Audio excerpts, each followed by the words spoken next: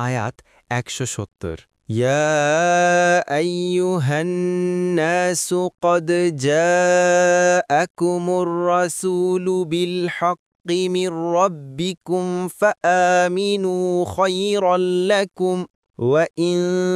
تكفروا فإن لله ما في السماوات والأرض وكان الله عليما حكيما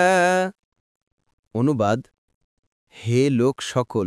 অবশ্যই রাসূল তোমাদের রবের কাছ থেকে সত্য নিয়ে এসেছেন সুতরাং তোমরা ঈমান আনো এটা তোমাদের জন্য কল্যাণকর হবে